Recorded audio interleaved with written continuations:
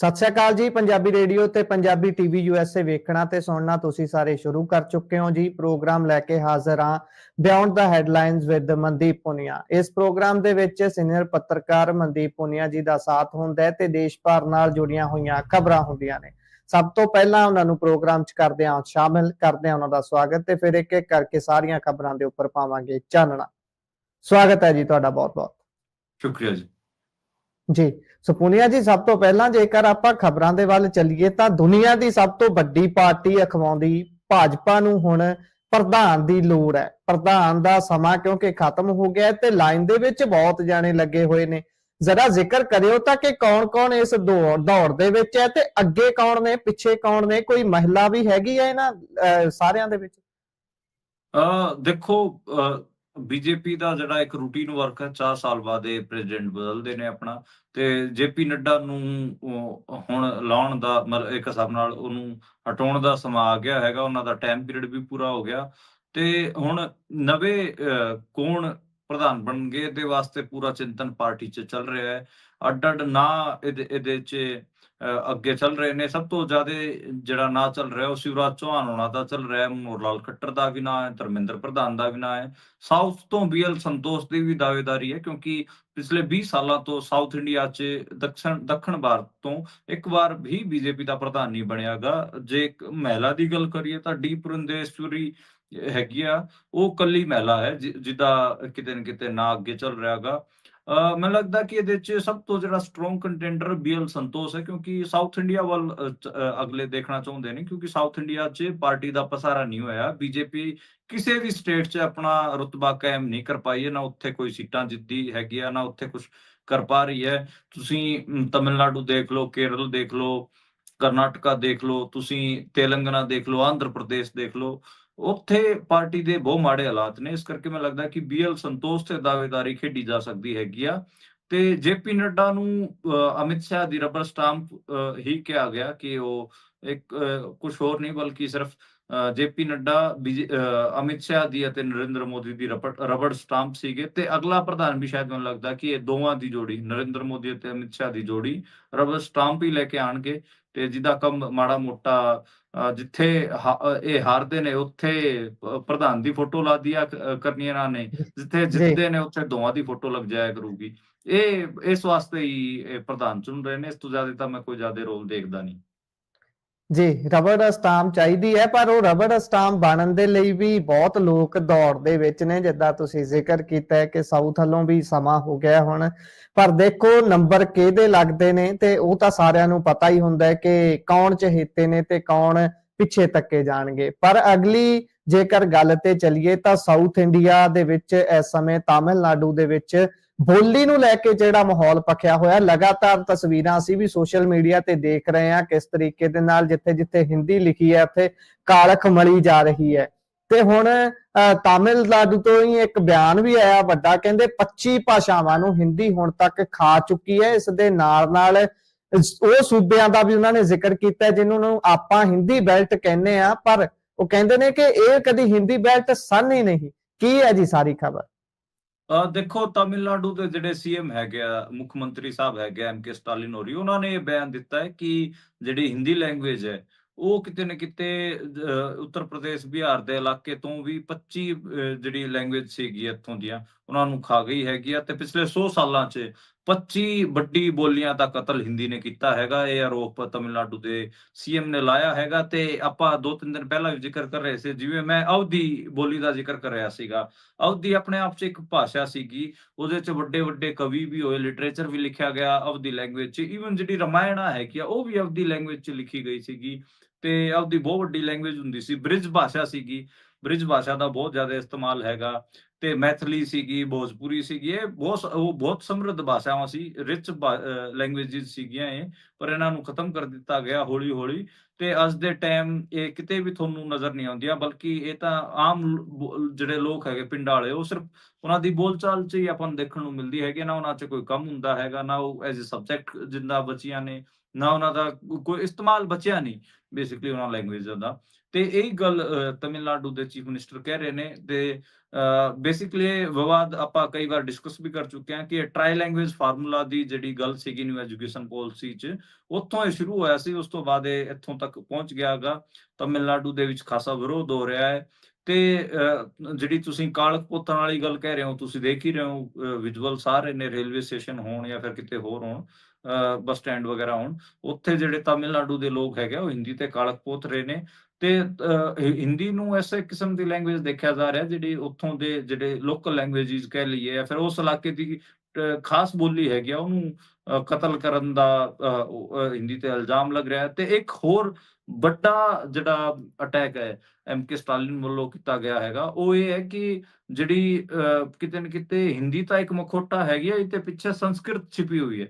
ਤੇ ਜਿਹੜੀ ਸੰਸਕ੍ਰਿਤ ਕਿਤੇ ਨਾ ਕਿਤੇ ਪ੍ਰਿਸ਼ਟ ਲੈਂਗੁਏਜ ਰਹੀ ਹੈ, ਤੁਹਾਨੂੰ ਪਤਾ ਹੀ ਹੈ, ਮਹਿੰਤਾ ਦੀ ਜਾਂ ਤੁਸੀਂ ਪੰਡਤਾਂ ਦੀ ਇਹ ਲੈਂਗੁਏਜ ਰਹੀ ਹੈ। ਇਹਦਾ ਆਮ ਲੋਕਾਂ ਨਾਲ ਕੋਈ ਲੈਣਾ ਦੇਣਾ ਤਾਂ ਹੈ ਨਹੀਂ, ਪਰ ਫਿਰ ਵੀ ਇਹਨੂੰ ਹੀ ਅੱਗੇ ਕੀਤਾ ਜਾ ਰਿਹਾ ਹੈਗਾ।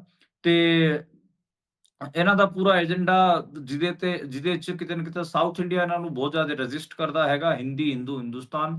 ਉਹ ਪੰਜਾਬ 'ਚ ਵੀ ਹੁਣ ਆਪਾਂ ਨੂੰ ਦਿਖ ਰਿਹਾ ਹੈ ਕਿ ਪੰਜਾਬ 'ਚ ਵੀ ਸ਼ਾਇਦ ਰੈਜ਼ਿਸਟੈਂਸ ਮਾੜੀ ਮੋਟੀ ਸ਼ੁਰੂ ਹੋਊਗੀ, ਕਿਉਂਕਿ ਉਹ ਪੰਜਾਬੀ ਵਾਲਾ CBSE ਵਾਲਾ ਜਦੋਂ ਤੋਂ ਇਹ ਇਸ਼ੂ ਚੱਲਿਆ ਗਾ, ਉਦੋਂ ਤੋਂ ਲੱਗ ਰਿਹਾ ਕਿ ਸ਼ਾਇਦ ਪੰਜਾਬ 'ਚ ਵੀ ਕਿਤੇ ਨਾ ਕਿਤੇ ਇਹਦੀ ਖਿਲਾਫਤ ਸ਼ੁਰੂ ਹੋਊਗੀ। ਇੱਕ ਵਾਰ ਮੈਂ ਦੇਖਿਆ ਸੀਗਾ ਕਿ ਚੰਡੀਗੜ੍ਹ 'ਚ ਕਈ ਥਾਵਾਂ ਤੇ ਹਿੰਦੀ ਨੂੰ ਸਾਈਨ ਬੋਰਡਾਂ ਤੇ ਉੱਤੇ ਲਿਖਤਾ ਸੀਗਾ ਪੰਜਾਬੀ ਤੋਂ।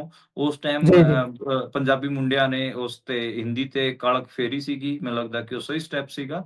ਤੇ ਪੰਜਾਬ 'ਚ ਦੇਖਣਾ ਹੋਊਗਾ ਕਿ ਇਹ ਜਿਹੜਾ ਫਾਰਮੂਲਾ ਹੈਗਾ ਇਹ ਕਿਵੇਂ ਕਿੱਧਰ ਜਾਊਗਾ। ਓਦਾਂ ਪੰਜਾਬ ਦੇ ਜਿਹੜੇ ਨਾਲਾਇਕ ਗਾਇਕ ਹੈਗੇ ਆ, ਮੈਂ ਨਾਂ ਨਹੀਂ ਲੈਣਾ ਚਾਹੂੰਗਾ ਕਿਉਂਕਿ ਕਈ ਸਾਰੇ ਲੋਕ ਉਹਨਾਂ ਨੂੰ ਸੀਨੀਅਰ ਆਰਟਿਸਟ ਵੀ ਦੱਸਦੇ ਨੇ। ਉਹ ਮਾਸੀ ਲੈਂਗੁਏਜ ਕਹਿੰਦੇ ਰਹੇ ਹਿੰਦੀ ਨੂੰ। ਮੈਂ ਉਸਨੂੰ ਮੰਨਦਾ ਨਹੀਂ। ਮੈਂ ਤਾਂ ਇਹ ਮੰਨਦਾ ਕਿ ਜਿਨ੍ਹਾਂ ਨੂੰ ਲਿੰਗੁਇਸਟਿਕ ਨੌਲੇਜ ਨਹੀਂ ਹੈ, ਜਿਨ੍ਹਾਂ ਨੂੰ ਇਹ ਨਹੀਂ ਪਤਾ ਕਿ ਹਿੰਦੀ ਬਣੀ ਕਿਵੇਂ ਇਹ ਗੈਰ ਹਿੰਦੀ ਭਾਸ਼ੀ ਸੂਬਿਆਂ ਵਾਸਤੇ ਖਤਰਨਾਕ ਹੈਗੀ ਆ, ਉਹਨਾਂ ਨੂੰ ਉਸ ਚੀਜ਼ ਦਾ ਪਤਾ ਨਹੀਂ, ਉਹਨੂੰ ਮਾਸੀ ਆਖਦੇ ਰਹੇ ਆ। ਮੈਨੂੰ ਲੱਗਦਾ ਕਿ ਹਿੰਦੀ ਕੋਈ ਮਾਸੀ ਨਹੀਂ। ਹਿੰਦੀ ਇੱਕ ਏਦਾਂ ਦੀ ਲੈਂਗੁਏਜ ਹੈ ਜਿਹੜੇ ਕਿ RSS ਵਾਲਿਆਂ ਦੇ, BJP ਵਾਲਿਆਂ ਦੇ ਏਜੰਡੇ 'ਚ ਹੈਗੀ ਆ। ਤੇ ਉਹ ਸਾਰੇ ਕਿਤੇ ਜਿਹੜੇ ਉਹ ਅੱਡ-ਅੱਡ ਇਲਾਕੇ ਨੇ, ਉਹਨਾਂ ਦੀ ਬੋਲੀਆਂ ਨੂੰ, ਉਹਨਾਂ ਦੀ ਭਾਸ਼ਾਵਾਂ ਨੂੰ ਖਤਮ ਕਰਕੇ ਹਿੰਦੀ ਥੋਪਣਾ ਚਾਹੁੰਦੇ ਨੇ। ਤੇ ਇਸ ਕਰਕੇ ਮੈਨੂੰ ਲੱਗਦਾ ਕਿ ਇੱਕ ਸਟਰੋਂਗ ਰੈਜ਼ਿਸਟੈਂਸ ਹੈ ਟਰਾਈ ਲੈਂਗੁਏਜ ਫਾਰਮੂਲੇ ਦੇ ਖਿਲਾਫ ਆਣੀ ਚਾਹੀਦੀ। ਤੇ ਉਹ ਤਮਿਲਨਾਡੂ ਤੋਂ ਤਾਂ ਆ ਰਹੀ ਹੈ, ਪੰਜਾਬ 'ਚ ਕਦੋਂ ਆਊਗੀ ਆਪਾਂ ਨੂੰ ਦੇਖਣਾ ਪਊ। ਜੀ, ਵੇਖਦੇ ਹਾਂ ਕਦੋਂ ਇਸ ਦੇ ਖਿਲਾਫ ਆਵਾਜ਼ ਬੁਲੰਦ ਹੁੰਦੀ ਹੈ, ਕਿਉਂਕਿ ਜਿਹੜੀ ਗੱਲ ਸਟਾਲਿਨ ਹੋਣਾ ਨੇ ਆਖੀ ਹੈ ਉਹਦੇ ਵਿੱਚ ਦਮ ਤਾਂ ਜ਼ਰੂਰ ਹੈ। ਇਹ ਮੂੰਹ ਅੱਡੀ ਖੜੀ ਭਾਸ਼ਾ ਹੈ ਜਿਹੜੀ ਬਾਕੀਆਂ ਭਾਸ਼ਾਵਾਂ ਨੂੰ ਲਗਾਤਾਰ ਨਿਗਲਦੀ ਜਾ ਰਹੀ ਹੈ। ਅੱਗੇ ਗੱਲ ਆਪਾਂ ਪੱਛਮੀ ਬੰਗਾਲ ਦੀ ਕਰ ਲੈਂਦੇ ਹਾਂ। ਉੱਥੋਂ ਦੇ CM ਮਮਤਾ ਬੈਨਰਜੀ ਉਹਨਾਂ ਦਾ ਕਹਿਣਾ ਹੈ ਕਿ ਦਿੱਲੀ ਦੇ ਵਿੱਚ ਜਿਹੜੀ ਭਾਜਪਾ ਦੀ ਜਿੱਤ ਹੈ ਉਹ ਜਾਲੀ ਵੋਟਰਾਂ ਦੇ ਸਿਰ ਤੇ ਹੋਈ ਹੈ। ਇਹ ਕੀ ਮਾਜਰਾ ਹੈ ਜੀ? ਦੇਖੋ, ਉਹਨਾਂ ਨੇ ਸਟੇਟਮੈਂਟ ਦਿੱਤੀ ਹੈਗੀ ਆ। ਉਹ ਕਲਕੱਤਾ 'ਚ ਸੀਗੇ ਤੇ ਆਪਣੇ ਜਿਹੜੇ ਵਰਕਰਸ ਹੈਗੇ ਆ ਉਹਨਾਂ ਨਾਲ ਉਹ ਗੱਲਬਾਤ ਕਰ ਰਹੇ ਸੀ, ਕਿਉਂਕਿ ਆਪਾਂ ਨੂੰ ਪਤਾ ਕਿ 2026 'ਚ ਪੱਛਮੀ ਬੰਗਾਲ 'ਚ ਵੀ ਚੋਣਾਂ ਨੇ ਤੇ ਪੱਛਮੀ ਬੰਗਾਲ ਨੂੰ ਖਾਸਾ ਇੰਪੋਰਟੈਂਟ ਸੂਬਾ ਮੰਨਿਆ ਜਾਂਦਾ ਹੈਗਾ। ਤੇ ਇਹ ਲੱਗ ਰਿਹਾ ਕਿ BJP ਉੱਥੇ ਬਹੁਤ ਜ਼ਿਆਦਾ ਐਗਰੈਸਿਵਲੀ ਕੰਮ ਕਰ ਰਹੀ ਹੈ। ਤੇ ਮਮਤਾ ਬੈਨਰਜੀ ਨੂੰ ਮੰਨਿਆ ਜਾਂਦਾ ਹੈ ਕਿ ਉਹ ਵੀ BJP ਨੂੰ ਰਜਿਸਟ ਕਰਨ ਵਾਲੀ ਸਭ ਤੋਂ ਸਟਰੋਂਗ ਆਗੂਆਂ 'ਚ ਹੈਗੀਆਂ। ਤੇ ਉਹਨਾਂ ਨੇ ਆਪਣੇ ਵਰਕਰਾਂ ਨੂੰ ਸਮਝਾਇਆ ਹੈਗਾ ਕਿ ਕਿਵੇਂ ਜਿਹੜੀ ਦਿੱਲੀ ਅਤੇ ਮਹਾਰਾਸ਼ਟਰ ਵਿਧਾਨ ਸਭਾ ਚੋਣਾਂ ਦੌਰਾਨ ਜਿਹੜੀ BJP ਹੈ ਉਹਨੇ ਚੋਣ ਆਯੋਗ ਦੀ ਮਦਦ ਨਾਲ ਫਰਜ਼ੀ ਵੋਟਰ ਤਿਆਰ ਕੀਤੇ। ਉਹ ਗੁਜਰਾਤ ਤੋਂ ਲੈ ਕੇ ਆਏ ਹੋਏ ਸੀ, ਕਈ ਹੋਰ ਸੂਬਿਆਂ ਤੇ ਉਹਨਾਂ ਨੇ ਨਾਂ ਲਏ। ਤੇ ਉਹਨਾਂ ਨੇ ਕਿਹਾ ਕਿ ਇਸ ਕਰਕੇ ਹੀ ਉੱਥੇ ਜਿਹੜੇ BJP ਵਾਲੇ ਹੈਗੇ ਆ ਇਹ ਚੋਣ ਜਿੱਤੇ ਨੇ ਦਿੱਲੀ ਅਤੇ ਆਪਾਂ ਕਹੀਏ ਮਹਾਰਾਸ਼ਟਰ 'ਚ। ਤੇ ਮਮਤਾ ਬੈਨਰਜੀ ਨੇ ਕਿਹਾ ਹੈਗਾ ਕਿ ਇਹ ਬੰਗਾਲ 'ਚ ਵੀ ਇਹਨੂੰ ਲਾਗੂ ਕਰਨ ਜਾ ਰਹੇ ਹਨ ਤੇ ਆਪਣੇ ਸੂਬੇ 'ਚ ਅਗਲੇ ਸਾਲ ਚੋਣ ਹੋਣ ਜਾ ਰਿਹਾ ਸੀ। ਇਸੇ ਕਰਕੇ ਆਪਾਂ ਇਹਨੂੰ TMC ਨੂੰ, ਤ੍ਰਿਣਮੂਲ ਕਾਂਗਰਸ ਨੂੰ ਹਰਾਉਣ ਵਾਸਤੇ BJP ਇਹ ਸਾਰਾ ਕੁਝ ਕਰ ਰਹੀ ਹੈ। ਇਸ ਕਰਕੇ ਆਪਾਂ ਨੂੰ ਚੋਣ ਆਯੋਗ ਤੇ ਨਿਗਾਹ ਰੱਖਣੀ ਪਊਗੀ ਤੇ ਆਪਣੇ ਆਪਣੇ ਇਲਾਕੇ 'ਚ ਜਿਹੜੀਆਂ ਵੋਟਰ ਲਿਸਟਾਂ ਹੈਗੀਆਂ ਉਹਨਾਂ ਤੇ ਵੀ ਨਿਗਾਹ ਰੱਖਣੀ ਪਊਗੀ ਕਿ ਕਿਹੜੇ ਬੰਦਿਆਂ ਨੂੰ ਐਡ ਕਰ ਰਹੇ ਨੇ। ਤੇ ਬੰਗਾਲ 'ਚ ਵੀ ਉਹਨਾਂ ਨੇ ਹਿੰਟ ਦਿੱਤਾ ਕਿ ਬੰਗਾਲ 'ਚ ਵੀ ਇਹ ਵੱਡੇ ਸਤਰ ਤੇ ਸ਼ੁਰੂ ਕਰ ਰੱਖਿਆ ਹੈਗਾ ਇਹਨਾਂ ਨੇ ਕਿਤੇ ਨਾ ਕਿਤੇ ਫਰਜ਼ੀ ਵੋਟਰ ਬਣਾਉਣ ਵਾਲਾ। ਤੇ ਉਹਨੇ ਆਪਣੇ ਕਾਰਜਕਰਤਾਵਾਂ ਨੂੰ ਇੱਕ ਟਾਰਗੇਟ ਵੀ ਦੱਸਿਆ ਹੈਗਾ ਕਿ ਅਸੀਂ 2026 'ਚ 215 ਸੀਟਾਂ ਜਿੱਤਾਂਗੇ। ਜੀ 2021 'ਚ ਇਹਨਾਂ ਨੂੰ 213 ਸੀਟਾਂ ਮਿਲੀਆਂ ਸੀਗੀਆਂ ਤੇ 215 ਸੀਟਾਂ ਦਾ ਜਿਹੜਾ ਟਾਰਗੇਟ ਹੈ ਉਹ ਦਿੱਤਾ ਗਿਆ ਹੈਗਾ। ਤੇ ਇੱਕ ਇਹ ਖਬਰ ਚੱਲ ਰਹੀ ਸੀਗੀ ਕਿ ਤ੍ਰਿਣਮੂਲ ਕਾਂਗਰਸ ਐਨਡੀਏ 'ਚ ਸ਼ਾਮਿਲ ਹੋ ਸਕਦੀ ਹੈਗੀ ਆ, ਬੀਜੇਪੀ ਨਾਲ ਜਾ ਸਕਦੀ ਹੈ। ਇਹਦੇ ਤੇ ਸਫਾਈ ਵੀ ਆਈ ਹੈ ਤੇ ਉਹਨਾਂ ਨੇ ਕਿਹਾ ਕਿ ਅਸੀਂ ਕਦੇ ਵੀ ਬੀਜੇਪੀ ਨਾਲ ਨਹੀਂ ਜਾਵਾਂਗੇ, ਇਹਨੂੰ ਫਰਜ਼ੀ ਖਬਰ ਦੱਸਿਆ ਗਿਆ। ਜੀ, ਸੋ ਜੇਕਰ ਆਪਾਂ ਅਗਲੀ ਖਬਰ ਤੇ ਚੱਲੀਏ ਤਾਂ ਦਿੱਲੀ ਵੱਲ ਆਉਨੇ ਆ। ਦਿੱਲੀ ਦੇ ਵਿੱਚ ਭਾਜਪਾ ਦੇ ਵੱਲੋਂ ਜਦੋਂ ਵਿਧਾਨ ਸਭਾ 'ਚ ਕੈਗ ਰਿਪੋਰਟ ਪੇਸ਼ ਕੀਤੀ ਜਾਂਦੀ ਹੈ ਤਾਂ ਕਾਫੀ ਤੜਫੱਲੀ ਮਚੀ ਸੀ ਵਿਧਾਨ ਸਭਾ ਦੇ ਵਿੱਚ, ਤੇ ਕੁਝ ਜਿਹੜੇ ਆਮ ਆਦਮੀ ਪਾਰਟੀ ਦੇ ਵਿਧਾਇਕ ਸਨ ਉਹਨਾਂ ਨੂੰ ਬਾਹਰ ਕੱਢ ਦਿੱਤਾ ਜਾਂਦਾ ਹੈ, ਉਹਨਾਂ ਨੂੰ ਨਿਲੰਬਿਤ ਕਰ ਦਿੱਤਾ ਜਾਂਦਾ ਹੈ। ਤੇ ਹੁਣ ਉਹ ਰਾਸ਼ਟਰਪਤੀ ਨੂੰ ਮਿਲਣਗੇ ਜਾਂ ਫਿਰ ਮਿਲਣਾ ਹੈ ਹਾਲੇ, ਇਹ ਕੀ ਮਾਜਰਾ ਹੈ ਜੀ? ਹੁਣ ਉਹ ਪ੍ਰਦਰਸ਼ਨ ਵੀ ਕਰ ਰਹੇ ਸੀ, ਅੱਜ ਕਾਫੀ ਲੰਬਾ ਪ੍ਰਦਰਸ਼ਨ ਕੀਤਾ।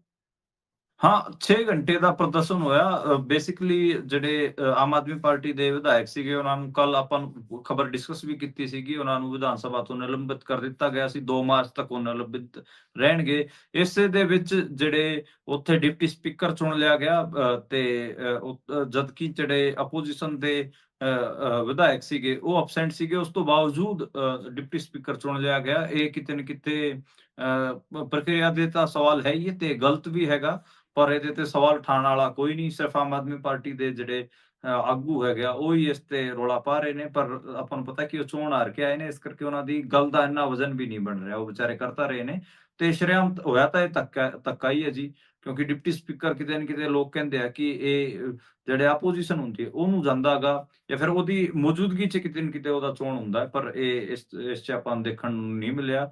ਤੇ ਜਿੱਥੇ ਉੱਥੇ ਜਿਹੜੇ ਮੋਹਨ ਸਿੰਘ ਬਿਸਟ ਹੈਗੇ ਆ ਉਹਨਾਂ ਨੂੰ ਡਿਪਟੀ ਸਪੀਕਰ ਬਣਾਇਆ ਗਿਆ ਹੈਗਾ ਤੇ ਉਹ ਮੁਸਤਫਾਬਾਦ ਤੋਂ ਵਿਧਾਇਕ ਚੁਣ ਕੇ ਆਏ ਨੇ। ਮੁਸਤਫਾਬਾਦ ਇਸ ਕਰਕੇ ਆਮ ਆਦਮੀ ਪਾਰਟੀ ਆ ਰਹੀ ਕਿਉਂਕਿ ਉੱਥੋਂ ਕਾਂਗਰਸ ਨੇ ਵੀ ਖਾਸੀਆਂ ਵੋਟਾਂ ਖਿੱਚੀਆਂ।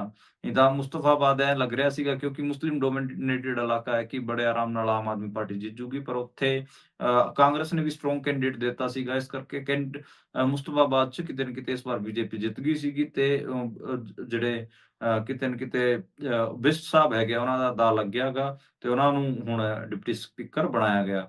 ਤੇ ਹੁਣ 2-3 ਦਿਨ ਜਿੰਨੇ ਦਿਨ ਵੀ ਦਿੱਲੀ ਦਾ ਸੈਸ਼ਨ ਚੱਲਣਾ ਹੈਗਾ ਉਹ ਸਾਰਾ ਰੌਲਾ ਕਿਤੇ ਨਾ ਕਿਤੇ ਸ਼ੀਸ਼ ਮਹਿਲ ਤੇ ਜਾਂ ਫਿਰ ਕੈਗ ਰਿਪੋਰਟ ਤੇ ਰੱਖਣਗੇ, ਉੱਥੇ ਹੀ ਚੀਜ਼ਾਂ ਨੂੰ ਘੁਮਾਈ ਜਾਣਗੇ। ਤੇ ਡਿਪਟੀ ਸਪੀਕਰ ਵੀ ਉਹਨਾਂ ਨੇ ਚੁਣ ਲਿਆ ਤੇ ਆਮ ਆਦਮੀ ਪਾਰਟੀ ਵਾਲਿਆਂ ਕੋਲ ਹੁਣ ਧਰਨਾ ਦੇਣ ਤੋਂ ਇਲਾਵਾ ਮਤਲਬ ਉੱਥੇ ਅੰਦੋਲਨ ਕਰਨ ਤੋਂ ਇਲਾਵਾ ਕੋਈ ਚਾਰਾ ਬਚਿਆ ਹੈ ਨਹੀਂ। ਜੀ ਜੀ, ਸੋ ਚਲੋ ਇਹੀ ਕਰਦੇ ਰਹੇ ਨੇ ਸੱਤਾ ਚ ਆਉਣ ਤੋਂ ਪਹਿਲਾਂ ਵੀ ਤੇ ਹੁਣ ਸੱਤਾ ਹੱਥੋਂ ਗਈ ਹੈ ਤਾਂ ਜ਼ੋਰ ਵੀ ਦੇ ਰਹੇ ਨੇ। ਪਰ ਜਿੱਦਾਂ ਤੁਸੀਂ ਜ਼ਿਕਰ ਕੀਤਾ ਕਿ ਜਿਹੜੀ ਪ੍ਰਕਿਰਿਆ ਗਲਤ ਹੈ ਉਹ ਗਲਤ ਹੈ, ਸਾਡਾ ਕੰਮ ਗਲਤ ਨੂੰ ਗਲਤ ਕਹਿਣਾ ਹੈ ਤੇ ਅਸੀਂ ਕਹਿੰਦੇ ਵੀ ਰਹਾਂਗੇ। ਸਾਡਾ ਐ ਨਹੀਂ ਵੀ ਜੇਕਰ ਆਮ ਆਦਮੀ ਪਾਰਟੀ ਪੰਜਾਬ 'ਚ ਗਲਤ ਕਰ ਰਹੀ ਹੈ ਤੇ ਜੇ ਉਹਨਾਂ ਨਾਲ ਦਿੱਲੀ 'ਚ ਗਲਤ ਹੋ ਰਿਹਾ ਅਸੀਂ ਉਹਨੂੰ ਹੱਸ ਕੇ ਦੇਖਾਂਗੇ ਕਿ ਨਹੀਂ ਭਾਈ ਬਹੁਤ ਵਧੀਆ ਹੋ ਰਿਹਾ, ਇਹਨਾਂ ਨਾਲ ਐਂ ਹੀ ਹੋਣਾ ਚਾਹੀਦਾ। ਗਲਤ ਤਾਂ ਗਲਤ ਹੀ ਹੈ। ਸੋ ਅੱਗੇ ਚੱਲੀਏ, ਵਕਫ ਬਿੱਲ ਦੇ ਵਿੱਚ 14 ਬਦਲਾਅ ਜਿਹੜੇ ਨੇ ਉਹਨਾਂ ਦੇ ਲਈ ਕੇਂਦਰ ਤੋਂ ਮਨਜ਼ੂਰੀ ਮਿਲ ਗਈ ਹੈ। ਹੁਣ ਜਲਦੀ ਸੰਸਦ 'ਚ ਲਿਆਉਣ ਦੀ ਇਸ ਨੂੰ ਸੰਭਾਵਨਾ ਹੈ ਤੇ ਵਿਰੋਧੀ ਵੀ ਤਿਆਰ ਬੈਠੇ ਨੇ। ਦੇਖੋ ਜਿਹੜੀ ਜੇਪੀਸੀ ਦੀ ਰਿਪੋਰਟ ਸੀਗੀ ਆਪਾਂ ਨੂੰ ਪਤਾ ਹੈ ਕਿ ਪਹਿਲਾਂ ਵੀ ਆਪਾਂ ਡਿਸਕਸ ਕੀਤਾ ਸੀਗਾ ਕਿ ਉਹ ਜਦੋਂ 13 ਫਰਵਰੀ ਨੂੰ ਪੇਸ਼ ਕੀਤੀ ਗਈ ਸੀਗੀ ਤੇ ਜੇਪੀਸੀ ਉੱਥੇ ਜੁਆਇੰਟ ਪਾਰਲੀਮੈਂਟ ਕਮੇਟੀ ਉਹਦੀ ਰਿਪੋਰਟ ਸੀਗੀ। ਉਹਦੇ 'ਚ ਜਿਹੜੇ ਵਿਪਕਸ਼ੀ ਆਗੂ ਸੀਗੇ, ਉਹਦੇ 'ਚ ਜਿਹੜੇ ਵਿਪਕਸ਼ੀ ਸਾਂਸਦ ਸੀਗੇ ਜਿਹੜੇ ਸ਼ਾਮਲ ਸੀ, ਉਹਨਾਂ ਨੇ ਵਿਰੋਧ ਕੀਤਾ ਸੀ। ਉਹਨਾਂ ਨੇ ਕਿਹਾ ਸੀਗਾ ਕਿ ਅਸੀਂ ਜਿਹੜੇ ਕੁਐਸਚਨ ਰੇਜ਼ ਕੀਤੇ ਸੀ ਉਹਨਾਂ ਨੂੰ ਤਾਂ ਐਡਰੈਸ ਹੀ ਨਹੀਂ ਕੀਤਾ ਗਿਆ ਇਸ ਰਿਪੋਰਟ 'ਚ। ਤੇ ਇਹ ਜਿਹੜੀ ਰਿਪੋਰਟ ਹੈ ਡਰਾਫਟ ਰਿਪੋਰਟ ਹੈਗੀ ਆ, ਇਹਨੂੰ ਪਹਿਲਾਂ ਤਾਂ 27 ਜਨਵਰੀ ਨੂੰ ਮਨਜ਼ੂਰੀ ਮਿਲੀ ਸੀ ਤੇ 19 ਫਰਵਰੀ ਨੂੰ ਜਿਹੜੀ ਕੈਬਨਿਟ ਬੈਠਕ ਹੋਈ ਸੀ ਉਸ 'ਚ ਰਜ਼ਾਮੰਦੀ ਮਿਲ ਗਈ ਸੀਗੀ। ਤੇ ਕਿਹਾ ਜਾ ਰਿਹਾ ਹੈਗਾ ਕਿ ਮਾਰਚ 'ਚ ਕਿਤੇ ਨਾ ਕਿਤੇ 10 ਮਾਰਚ ਨੂੰ ਜਿਹੜਾ ਆਉਣ ਵਾਲਾ ਸੈਸ਼ਨ ਹੈਗਾ ਉਸ 'ਚ ਕਿਤੇ ਨਾ ਕਿਤੇ ਇਹਨੂੰ ਲਾਗੂ ਕਰਨ ਦੀ ਗੱਲ ਹੋ ਰਹੀ ਹੈਗੀ ਆ। ਤੇ ਜਿਹੜਾ ਆਪੋਜੀਸ਼ਨ ਉਹ ਵੀ ਲਗਾਤਾਰ ਇਹਦਾ ਵਿਰੋਧ ਕਰੀ ਰਿਹਾ। 655 ਪੰਨਿਆਂ ਦੀ ਇਹ ਰਿਪੋਰਟ ਹੈਗੀ ਆ ਤੇ ਇਹਦੇ 'ਚ ਕਿਤੇ ਨਾ ਕਿਤੇ ਆਪਾਂ ਪਹਿਲਾਂ ਵੀ ਡਿਸਕਸ ਕਰ ਚੁੱਕੇ ਹੈਗੇ ਆ ਕਿ ਵਕਫ ਬੋਰਡ ਦੇ ਵਿੱਚ ਕਿਤੇ ਨਾ ਕਿਤੇ ਗੈਰ ਮੁਸਲਿਮ ਜਿਹੜੇ ਲੋਕ ਹੈਗੇ ਉਹਨਾਂ ਦੀ ਐਂਟਰੀ ਵੀ ਕਰਾਈ ਜਾ ਰਹੀ ਹੈਗੀ ਆ। ਇਸ ਤੋਂ ਇਲਾਵਾ ਪਹਿਲਾਂ ਵਕਫ ਬੋਰਡ ਦੀ ਜਿਹੜੀ ਜ਼ਮੀਨਾਂ ਹੁੰਦੀਆਂ ਸੀਗੀਆਂ ਉਹਨਾਂ ਤੇ ਕਿਤੇ ਨਾ ਕਿਤੇ ਜਿਹੜੇ ਫੌਜਦਾਰੀ ਜਾਂ ਸਿਵਲ ਜਿਹੜੇ ਕੋਰਟ ਸੀਗੇ, ਰੈਵਨਿਊ ਕੋਰਟ ਸੀਗੇ, ਉਹਨਾਂ 'ਚ ਕਿਤੇ ਨਾ ਕਿਤੇ ਮੁਕੱਦਮਾ ਨਹੀਂ ਕਰ ਸਕਦੇ ਸੀਗੇ। ਹੁਣ ਇਸ ਜਿਹੜਾ ਨਵਾਂ ਕਾਨੂੰਨ ਆਊਗਾ ਉਹ ਕੋਰਟਾਂ 'ਚ ਜਾਣ ਦਾ ਵਿਰਾ ਖੋਲੂਗਾ ਤੇ ਕਿਤੇ ਨਾ ਕਿਤੇ ਜਿਹੜੀ ਵਕਫ ਬੋਰਡ ਦਾ ਦਾਅਵਾ ਹੁੰਦਾ ਸੀ ਕਿ ਇਹ ਜ਼ਮੀਨ ਸਾਡੀ ਹੈਗੀ ਆ, ਤੇ ਜੇ ਉਹਨਾਂ ਕੋਲ ਡਾਕੂਮੈਂਟ ਨਹੀਂ ਹੈ ਦਾਨ ਕੀਤੇ ਹੋਏ ਦਾ, ਤਾਂ ਫਿਰ ਉਹਦੇ ਤੇ ਉਹਨਾਂ ਨੂੰ ਉਹ ਰੌਲਾ ਪਊਗਾ, ਉਹਨੂੰ ਵਕਫ ਬੋਰਡ ਦੀ ਜ਼ਮੀਨ ਨਹੀਂ ਮੰਨਿਆ ਜਾਊਗਾ। ਚਾਹੇ ਮਸਜਿਦ ਬਣੀ ਹੋਵੇ ਜਾਂ ਕੋਈ ਹੋਰ ਸੈਂਟਰ ਬਣਿਆ ਹੋਵੇ, ਇਸਲਾਮਿਕ ਸੈਂਟਰ ਬਣਿਆ ਹੋਵੇ, ਉਹਨੂੰ ਉਹ ਨਹੀਂ ਮੰਨਣਗੇ। ਤੇ ਉਹਨਾਂ ਨੇ ਕਿਹਾ ਕਿ ਜਦ ਤੱਕ ਕਿਸੇ ਵਕਫ ਬੋਰਡ ਦੀ ਜ਼ਮੀਨ ਦਾ ਦਾਨ ਵਾਲਾ ਸਰਟੀਫਿਕੇਟ ਨਹੀਂ ਹੈ, ਚਾਹੇ ਉਸ ਤੇ ਮਸਜਿਦ ਬਣੀ ਹੋਵੇ ਜਾਂ ਕੋਈ ਹੋਰ ਬਣਿਆ ਹੋਵੇ, ਉਹਨੂੰ ਵਕਫ ਦੀ ਸੰਪत्ति ਨਹੀਂ ਮੰਨਿਆ ਜਾਊਗਾ। ਇਹ ਇੱਕ ਵੱਡੀ ਜੀ ਕਾਰਵਾਈ ਹੈਗੀ ਆ, ਮੈਨੂੰ ਲੱਗਦਾ ਕਿ ਤੇ ਜੇ ਇਹ ਕਰ ਦੇਣਗੇ ਤਾਂ ਫਿਰ ਵਕਫ ਬੋਰਡ ਦਾ ਮਤਲਬ ਕੀ ਰਹਿ ਜਾਊਗਾ। ਉਹਦੇ 'ਚ ਇਹਨਾਂ ਨੇ ਗੈਰ ਮੁਸਲਮਾਨ ਵੀ ਵਾੜਤੇ ਤੇ ਹੁਣ ਕਈ ਸਾਰੀਆਂ ਪ੍ਰਾਪਰਟੀਆਂ ਤਾਂ ਏਦਾਂ ਦੀਆਂ ਹੈਗੀਆਂ ਜਿਹੜੇ ਕਿ 15ਵੀਂ ਸ਼ਤਾਬਦੀ, 16ਵੀਂ ਸ਼ਤਾਬਦੀ, 17ਵੀਂ ਸ਼ਤਾਬਦੀ ਦੇ ਵਿੱਚ ਦਾਨ ਕੀਤੀਆਂ ਗਈਆਂ ਹੈਗੀਆਂ। ਉਹਨਾਂ ਦੇ ਡਾਕੂਮੈਂਟ ਕਿੱਥੋਂ ਲੈ ਕੇ ਆਣਗੇ ਮੁਸਲਮਾਨ ਤੇ ਵਕਫ ਬੋਰਡ ਵਾਲੇ? ਤੇ ਫਿਰ ਦੱਸੋ ਕਿ ਉਸ ਪ੍ਰਾਪਰਟੀ ਦਾ ਕੀ ਬਣੂਗਾ। ਮੈਨੂੰ ਲੱਗਦਾ ਕਿ ਇਹ ਜਿਹੜਾ ਮੁਸਲਮਾਨਾਂ ਦੇ ਰਿਲੀਜੀਅਸ ਪਲੇਸਿਸ ਹੈਗੇ ਆ ਤੇ ਉਹਨਾਂ ਦੇ ਜਿਹੜੇ ਸਪਿਰਿਚੁਅਲ ਥਾਵਾਂ ਹੈਗੀਆਂ, ਉਹਨਾਂ ਤੇ ਕਬਜ਼ਾ ਕਰਨ ਦਾ ਇੱਕ ਸੰਗਠਿਤ ਪ੍ਰਯਾਸ ਹੁਣ ਬੀਜੇਪੀ ਵੱਲੋਂ ਕੀਤਾ ਗਿਆ ਹੈਗਾ। ਤੇ ਆਪੋਜੀਸ਼ਨ ਇਹਦੇ ਤੇ ਬਸ ਕਦੇ ਹਿੰਦੂ ਵੋਟਰ ਉਹਨਾਂ ਤੋਂ ਨਾ ਛਿਟਕ ਜਾਵੇ, ਇਸ ਕਰਕੇ ਬਹੁਤ ਹੌਲੀ-ਹੌਲੀ ਰੌਲਾ ਪਾ ਰਿਹਾ। ਕੋਈ ਵੱਡਾ ਰੈਜ਼ਿਸਟੈਂਸ ਆਪਾਂ ਨੂੰ ਦੇਖਣ ਨੂੰ ਨਹੀਂ ਮਿਲ ਰਿਹਾ। ਤੇ ਮੈਨੂੰ ਲੱਗਦਾ ਕਿ ਇੱਕ ਕਿਤੇ ਨਾ ਕਿਤੇ ਮੁਸਲਮਾਨਾਂ ਦੇ ਜਿਹੜੇ ਧਾਰਮਿਕ ਸਥਾਨ ਹੈਗੇ, ਉਹਨਾਂ ਤੇ ਕਬਜ਼ਾ ਕਰਨ ਦੀ ਇਹ ਪੂਰੀ ਤਿਆਰੀ ਹੈਗੀ ਆ। ਇਹਨੂੰ ਕਨਸਟੀਟਿਊਸ਼ਨਲ ਕਹਿ ਕੇ ਕਬਜ਼ਾ ਕਰਨ ਦੀ ਤਿਆਰੀ, ਇਹਨੂੰ ਆਪਾਂ ਕਹੀਏ। ਕਈ ਵਾਰ ਕਈ ਚੀਜ਼ਾਂ ਹੁੰਦੀਆਂ ਨੇ ਨਾ ਕਿ ਤੁਸੀਂ ਉਹਨੂੰ ਕਾਨੂੰਨੀ ਬਣਾ ਦਿਓ, ਲੇਕਿਨ ਉਹ ਹੁੰਦਾ ਤਾਂ ਕਾਨੂੰਨ ਦੇ ਰਾਹੀਂ ਕਿਸੇ ਚੀਜ਼ ਤੇ ਹਮਲਾ ਹੀ ਹੁੰਦਾ ਹੈ ਉਹ। ਤੇ ਮੈਨੂੰ ਲੱਗਦਾ ਕਿ ਮੁਸਲਮਾਨਾਂ ਤੇ ਕਾਨੂੰਨ ਬਣਾ ਕੇ ਉਹਨਾਂ ਤੇ ਹਮਲਾ ਕਰਨ ਦਾ ਇੱਕ ਨਵਾਂ ਰਾਹ ਖੁੱਲਿਆਗਾ ਤੇ ਉਹਨਾਂ ਦੇ ਜਿਹੜੇ ਹਿਸਟੋਰੀਕਲ ਪਲੇਸਿਸ ਹੈਗੇ, ਉਹਨਾਂ ਦੀ ਮਸਜਿਦਾਂ ਹੈਗੀਆਂ, ਉਹਨਾਂ ਦੇ ਸਪਿਰਿਚੁਅਲ ਪਲੇਸਿਸ ਹੈਗੇ, ਉਹਨਾਂ ਤੇ ਉਹਨਾਂ ਨੂੰ ਕਿਤੇ ਨਾ ਕਿਤੇ ਗੈਰ ਕਾਨੂੰਨੀ ਘੋਸ਼ਿਤ ਕਰਨ ਦਾ ਇੱਕ ਪੂਰੀ ਪ੍ਰਕਿਰਿਆ ਹੈਗੀ ਆ। ਦੇਖਿਓ ਤੁਸੀਂ, ਜਿਵੇਂ ਹੁਣ ਵੀ ਲੱਗੇ ਹੋਏ ਨੇ ਬਹੁਤ ਸਾਰੇ ਹਿੰਦੂਤਵਾ ਦੇ ਜਿਹੜੇ ਆਗੂ ਹੈਗੇ ਆ, ਕੋਰਟਾਂ 'ਚ ਜਾ ਕੇ ਮਸਜਿਦਾਂ ਨੂੰ ਮੰਦਿਰ ਡਿਕਲੇਅਰ ਕਰਾਉਣ ਵਾਸਤੇ ਜ਼ੋਰ ਲਾ ਰਹੇ ਨੇ। ਇਹ ਹੋਣ ਤੋਂ ਬਾਅਦ ਤਾਂ ਫਿਰ ਦੇਖਿਓ ਬਹੁਤ ਏਦਾਂ ਦੇ ਕੇਸ ਆਣਗੇ ਤੇ ਕਿਤੇ ਨਾ ਕਿਤੇ ਮੁਸਲਮਾਨਾਂ ਨੂੰ ਬਹੁਤ ਔਖਾ ਹੋਣ ਜਾ ਰਿਹਾ ਅੱਗੇ। ਜੀ, ਸੋ ਇਹ ਤਾਂ ਹੈ ਹੀ ਆ, ਕਿਉਂਕਿ ਜਿਸ ਤਰੀਕੇ ਦੇ ਨਾਲ ਹਮਲੇ ਹੋ ਰਹੇ ਨੇ, ਇਸ ਤੇ ਕੋਰਟ ਦੇ ਵੱਲੋਂ ਵੀ ਵੈਸੇ ਟਿੱਪਣੀ ਆਈ ਸੀ ਸ਼ਾਇਦ ਬੀਤੇ ਦਿਨੀ ਵੀ, ਤੁਸੀਂ ਇਹ ਜੋ ਕਰ ਰਹੇ ਹੋ ਬਾਰ-ਬਾਰ ਲੈ ਕੇ ਆ ਰਹੇ ਹੋ, ਇਹ ਹੁਣ ਨਾ ਲਿਆਓ, ਇਹ ਬੰਦ ਹੋਣਾ ਚਾਹੀਦਾ ਕੰਮ। ਸੋ ਆਪਾਂ ਜੇਕਰ ਅੱਗੇ ਚੱਲੀਏ, ਅਗਲੀ ਖਬਰ ਵੀ ਅਜਿਹੀ ਹੀ ਹੈ। ਸੰਭਲ ਦੀ ਜਾਮਾ ਮਸਜਿਦ ਦੇ ਵਿੱਚ ਅੱਜ ਸਰਵੇ ਕਰਨ ਦੇ ਲਈ ਟੀਮ ਪਹੁੰਚੀ ਸੀ। ਉਧਰੋਂ ਹਿੰਦੂ ਪੱਖ ਨੇ ਜਿਹੜੇ, ਉਹਨਾਂ ਦੇ ਵੱਲੋਂ ਵਿਰੋਧ ਕੀਤਾ ਜਾ ਰਿਹਾ ਹੈ ਤੇ ਕੱਲ ਨੂੰ ਰਿਪੋਰਟ ਹਾਈ ਕੋਰਟ 'ਚ ਪੇਸ਼ ਕਰਨੀ ਹੈ ਜੀ ਉਹਨਾਂ ਨੇ। ਹਾਂ, ਦੇਖੋ, ਜਿਹੜਾ ਸੰਭਲ ਵਾਲੀ ਜਾਮਾ ਮਸਜਿਦ ਦਾ ਪੂਰਾ ਵਿਵਾਦ ਹੈ, ਉੱਥੇ 4 ਮੁੰਡੇ ਵੀ ਮਾਰੇ ਗਏ ਸੀ, ਉਹ ਪੂਰਾ ਚੱਲ ਹੀ ਰਿਹਾ। ਉਹਨੂੰ ਹਿੰਦੂ ਟੈਂਪਲ ਡਿਕਲੇਅਰ ਕਰਨ ਦੀ ਪੂਰੀ ਕੋਸ਼ਿਸ਼ ਤਾਂ ਹੈ ਹਿੰਦੂ ਗਰੁੱਪਾਂ ਵੱਲੋਂ। ਤੇ ਮੈਂ ਇਹੀ ਕਹਿ ਰਿਹਾ ਕਿ ਜਿਵੇਂ ਜੇ ਉਹ ਵਕਫ ਬੋਰਡ ਵਾਲਾ ਕਾਨੂੰਨ ਆ ਗਿਆ ਤੇ ਉਸ ਤੋਂ ਬਾਅਦ ਤਾਂ ਇਹ ਕਲੀਅਰ ਹੀ ਹੋ ਜਾਊਗਾ। ਤੇ ਉਹਦੇ 'ਚ ਤਾਂ ਇਹ ਵੀ ਹੈ ਨਾ ਕਿ ਜੇ ਕਿਸੇ ਮਸਜਿਦ ਦੇ ਜਾਂ ਕਿਸੇ ਹੋਰ ਇਸਲਾਮਿਕ ਇੰਸਟੀਚਿਊਟ ਦੇ ਜੇ ਦਾਨ ਵਾਲੇ ਪੇਪਰ ਨਹੀਂ ਹੈਗੇ ਆ, ਫਿਰ ਉਹਨੂੰ ਵਕਫ ਬੋਰਡ 'ਚ ਸ਼ਾਮਿਲ ਹੀ ਨਹੀਂ ਕੀਤਾ ਜਾਊਗਾ। ਫਿਰ ਉਹਦੇ ਤੇ ਤਾਂ ਕੋਰਟ 'ਚ ਕੇਸ ਵੀ ਕੀਤਾ ਜਾ ਸਕਦਾਗਾ। ਤੇ ਉਹ ਤਾਂ ਰਾਹ ਖੋਲ ਰਹੇ ਨੇ। ਜੇ ਸੁਪਰੀਮ ਕੋਰਟ ਨੇ ਟਿੱਪਣੀ ਕੀਤੀ ਸੀ, ਤੁਹਾਡੀ ਗੱਲ ਸਹੀ ਹੈ, ਉਹਨਾਂ ਨੇ ਕਿਹਾ ਸੀਗਾ ਕਿ ਤੁਸੀਂ ਇਸ ਕਿਸਮ ਦੇ ਕੇਸ ਨਾ ਲੈ ਕੇ ਆਓ ਭਾਈ, ਕਿ ਜੀ ਜਿੱਥੇ ਤੁਸੀਂ ਇਹ ਕਹਿ ਰਹੇ ਹੋ ਕਿ ਮਸਜਿਦ ਦੇ ਥੱਲੇ ਮੰਦਿਰ ਹੈ, ਇਸ ਕਿਸਮ ਦੇ ਕੇਸ ਨਾ ਲੈ ਕੇ ਆਓ। ਲੇਕਿਨ ਹੁਣ ਅਗਲੇ ਤਾਂ ਕਾਨੂੰਨੀ ਜਾਮਾ ਬਣਾ ਰਹੇ ਨੇ ਇਸ ਚੀਜ਼ ਨੂੰ ਕਿ ਹਾਂ ਤੁਸੀਂ ਹੋਰ ਕੇਸ ਕਰੋ ਮਸਜਿਦਾਂ ਤੇ। ਮੈਨੂੰ ਲੱਗਦਾ ਕਿ ਇਹ ਬਹੁਤ ਤਗੜੀ ਸ਼ਰਾਰਤ ਹੋਣ ਜਾ ਰਹੀ ਹੈ। ਦੇਖੋ, ਇਹਨੂੰ ਇਸ ਨਜ਼ਰੀਏ ਨਾਲ ਵੀ ਦੇਖੋ ਕਿ 1991-92 ਦੇ ਦੌਰਾਨ ਇੱਕ ਇੰਡੀਆ 'ਚ ਕਾਨੂੰਨ ਬਣਿਆ ਸੀ, ਜਿਹਦੇ 'ਚ ਇਹ ਕਿਹਾ ਗਿਆ ਸੀਗਾ ਕਿ 1947 ਤੋਂ ਬਾਅਦ ਜਿੰਨੇ ਵੀ ਰਿਲੀਜੀਅਸ ਪਲੇਸ ਹੈਗੇ ਆ, ਉਹ ਚਾਹੇ ਹਿੰਦੂਆਂ ਦੇ ਹੋਣ, ਮੁਸਲਮਾਨਾਂ ਦੇ ਹੋਣ, ਬੌਧਾਂ ਦੇ ਹੋਣ, ਸਿੱਖਾਂ ਦੇ ਹੋਣ, ਉਹਨਾਂ ਦਾ ਸਟੇਟਸ ਕੋ ਰਹੂਗਾ। ਯਾਨੀ ਕਿ ਉਹ ਜਿਸ ਸਥਿਤੀ 'ਚ ਹੈਗੇ ਉਸ ਸਥਿਤੀ 'ਚ ਰਹਿਣਗੇ। ਉਹਨਾਂ ਨੂੰ ਢਾਹ ਕੇ ਉਹਨਾਂ ਦੇ ਥੱਲੇ ਕੁਝ ਲੱਭਿਆ ਨਹੀਂ ਜਾਊਗਾ। ਇਹ ਕਾਨੂੰਨ ਆਇਆ ਸੀਗਾ। ਹੁਣ ਕਿਤੇ ਨਾ ਕਿਤੇ ਇਹਨਾਂ ਨੇ ਚਲਾਕੀ ਕਰਕੇ ਉਸੇ ਕਾਨੂੰਨ ਦੀ ਕਾਟ ਇਹ ਲੱਭ ਰਹੇ ਨੇ। ਜਿਸ ਹਿਸਾਬ ਨਾਲ ਸਾਰੀਆਂ ਚੀਜ਼ਾਂ ਹੋ ਰਹੀਆਂ ਨੇ, ਉਹ ਆਪਾਂ ਨੂੰ ਪਤਾ ਇਹ ਹੈਗਾ। ਤੇ ASI ਦੀ ਰਿਪੋਰਟ ਕੀ ਕਰਨ ਜਾਊਗੀ ਸੰਭਲ ਮਸਜਿਦ ਤੇ, ਆਪਾਂ ਨੂੰ ਪਤਾ ਹੀ ਹੈ ਕੀ ਉਹ ਲੱਭੂਗੀ, ਕੀ ਚੀਜ਼ਾਂ ਹੋਣਗੀਆਂ। ਕੋਈ ਆਪਾਂ ਨੂੰ ਅੱਗੇ ਪਤਾ ਹੀ ਹੈ ਕਿ ਸਾਰੇ ਮਾਮਲੇ ਨੂੰ ਕਮਿਊਨਲਾਈਜ਼ ਕੀਤਾ ਜਾਊਗਾ, ਕਿਉਂਕਿ 2027 'ਚ ਉੱਤਰ ਪ੍ਰਦੇਸ਼ 'ਚ ਵੀ ਚੋਣਾਂ ਨੇ। ਅਗਲੇ ਹੁਣ ਤੋਂ ਹੀ ਤਿਆਰੀ ਕਰ ਰਹੇ ਨੇ ਤੇ ਸੰਭਲ ਨੂੰ ਇੱਕ ਵੱਡਾ ਪੁਆਇੰਟ ਬਣਾ ਕੇ ਉਸ ਇਲਾਕੇ 'ਚ ਕਮਿਊਨਲਾਈਜੇਸ਼ਨ ਕਰਨਗੇ। ਤੇ ਉਸੇ ਚੀਜ਼ ਦੀ ਮੈਨੂੰ ਲੱਗਦਾ ਕਿ ਤਿਆਰੀ ਹੈਗੀ ਹੈ। ਇਹਨੂੰ ਮੈਂ ਕੋਈ ਅੱਡ ਕਰਕੇ ਨਹੀਂ ਦੇਖ ਰਿਹਾ ਇਸ ਸਾਰੇ ਘਟਨਾਕ੍ਰਮ ਨੂੰ। ਤੇ ਮੁਸਲਮਾਨਾਂ ਦੇ ਜਿਹੜੇ ਆਪਾਂ ਬਾਰ-ਬਾਰ ਕਹਿ ਹੀ ਰਹੇ ਹਾਂ, ਜਿਹੜੇ ਰਿਲੀਜੀਅਸ ਪਲੇਸਿਸ ਹੈਗੇ ਉਹਨਾਂ ਤੇ ਲਗਾਤਾਰ ਖਤਰਾ ਬਣਿਆ ਹੋਇਆ ਹੈ, ਲਗਾਤਾਰ ਦਾਅਵੇ ਕਰ ਰਹੇ ਨੇ। ਕੱਲ ਨੂੰ ਜੇ ਬੌਧ ਇਹ ਦਾਅਵਾ ਕਰ ਦੇਣਗੇ ਕਿ ਤੁਸੀਂ ਹਿੰਦੂ ਟੈਂਪਲਾਂ ਨੂੰ ਥੱਲੇ ਖੋਦ ਕੇ ਦੇਖੋ, ਉੱਥੇ ਸਾਡੇ ਬੌਧਾਂ ਦੇ ਸਤੂਪ ਮਿਲਣਗੇ, ਸਾਡੇ ਬੌਧ ਟੈਂਪਲ ਮਿਲਣਗੇ, ਫਿਰ ਕਿੱਥੇ ਜਾਣਗੇ? ਜੇ ਜੀ ਜੀ ਉਸ ਤੋਂ ਥੱਲੇ ਜੇ ਆਦਿਵਾਸੀਆਂ ਨੇ ਦਾਅਵੇ ਕਰਤੇ ਕਿ ਤੁਸੀਂ ਖੋਦ ਕੇ ਦੇਖੋ ਸਾਡੀਆਂ ਬਸਤੀਆਂ ਮਿਲਣਗੀਆਂ, ਫਿਰ? ਇਹ ਜੀ ਜੀ ਜਿਹੜਾ 1000 ਸਾਲ 1500 ਸਾਲ 2000 ਸਾਲ ਪੁਰਾਣੀਆਂ ਗੱਲਾਂ ਨੇ, ਇਹਨਾਂ ਨੂੰ ਤੁਸੀਂ ਇਸ ਮੌਕੇ ਕਿਵੇਂ ਜੀਵਿਤ ਕਰ ਲਓਗੇ? ਮੰਨ ਲਓ 2000 ਟ੍ਰੈਂਡ ਹੀ ਸਾਲ ਗਲਤ ਪਹਿਲਾਂ ਹੈ ਨਾ ਮਨਦੀਪ ਜੀ, ਟ੍ਰੈਂਡ ਹੀ ਗਲਤ ਹੈ। ਮੈਂ ਇਹ ਵੀ ਟਿੱਪਣੀ ਸੁਣ ਰਿਹਾ ਸੀ ਕਿਸੇ ਦੀ, ਕਿਸੇ ਧਰਮ ਗੁਰੂ ਸੀ ਸ਼ਾਇਦ, ਉਹ ਕਹਿ ਰਹੇ ਸੀ ਕਿ ਦਰਬਾਰ ਸਾਹਿਬ ਜਿਹੜਾ ਹੈ ਉੱਥੇ ਵੀ ਪਹਿਲਾਂ ਮੰਦਿਰ ਸੀ ਥੱਲੇ। ਹਾਂ, ਉਹ ਦਰਿੰਦਰ ਸ਼ਾਸਤਰੀ ਨੇ ਕਿਹਾ ਸੀ, ਬਾਅਦ 'ਚ ਉਹਨੇ ਮਾਫ਼ੀ ਤਾਂ ਮੰਗ ਲਈ ਸੀ, ਕਿਉਂਕਿ ਉਹ ਇੱਕ ਟਾਈਮ ਤੇ 2 ਰਿਲੀਜੀਅਸ ਆਇਡੈਂਟੀਟੀਜ਼ ਨੂੰ ਟਾਰਗੇਟ ਨਹੀਂ ਕਰਨਾ ਚਾਹੁੰਦੇ। ਉਹਨਾਂ ਨੂੰ ਲੱਗ ਰਿਹਾ ਕਿ ਪਾਣੀ ਨਾਪਦੇ ਨੇ ਨਾ, ਪਾਣੀ ਨਾਪਦੇ ਨੇ, ਉਹ ਚੈੱਕ ਕਰਦੇ ਨੇ ਕਿ ਕਿੰਨੀ ਕੁ ਰੈਜ਼ਿਸਟੈਂਸ ਹੁੰਦੀ ਹੈ ਖਿਲਾਫ, ਜੇ ਨਹੀਂ ਹੁੰਦੀ ਤਾਂ ਆਪਾਂ ਅੱਗੇ ਵਧਾਈਏ।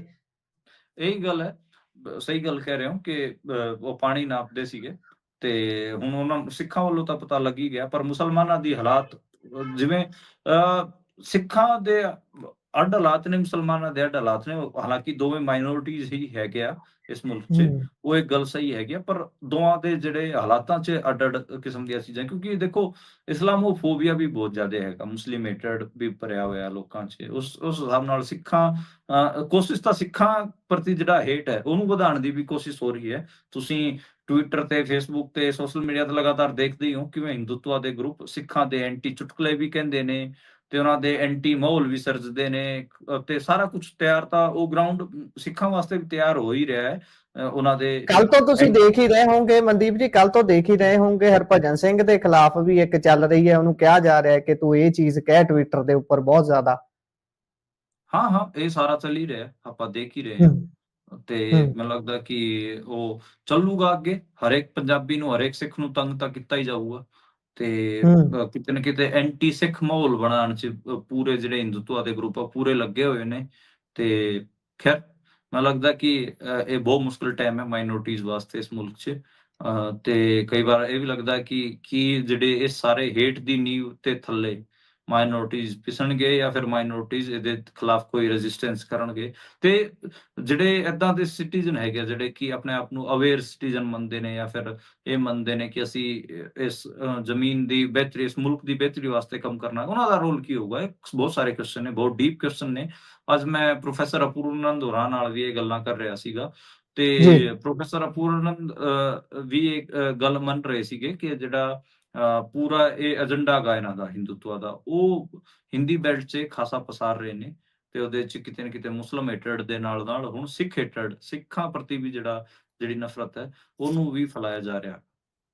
ਜੀ, ਗੱਲ ਇਹ ਹੈ ਨਾ ਇੱਥੇ, ਕਿਉਂਕਿ ਸੁਸਾਇਟੀ ਜਦੋਂ ਸਿਵਲ ਹੁੰਦੀ ਹੈ ਉਹੀ ਸਰਕਾਰਾਂ ਨੂੰ ਪਲਟਣ ਦਾ ਦਮ ਰੱਖਦੀ ਹੈ। ਜੇਕਰ ਸੁਸਾਇਟੀ ਇਸ ਨੂੰ ਅਸੈਪਟ ਕਰ ਰਹੀ ਹੈ, ਉਹਨਾਂ ਨੂੰ ਚੰਗਾ ਲੱਗ ਰਿਹਾ, ਉਹ ਕਹਿ ਰਹੇ ਨੇ ਕਿ ਠੀਕ ਹੈ ਤੁਸੀਂ ਇਹ ਕੰਮ ਕਰੋ, ਸਾਨੂੰ ਬਹੁਤ ਵਧੀਆ ਹੈ, ਅਸੀਂ ਤੁਹਾਨੂੰ ਇਹਦੇ ਆਧਾਰ ਤੇ ਹੀ ਵੋਟਾਂ ਪਾਉਣੀਆਂ ਨੇ, ਤਾਂ ਉਹ ਹੋਰ ਵੀ ਵੱਧ ਕਰਨਗੇ ਤੇ ਕਰ ਵੀ ਰਹੇ ਨੇ।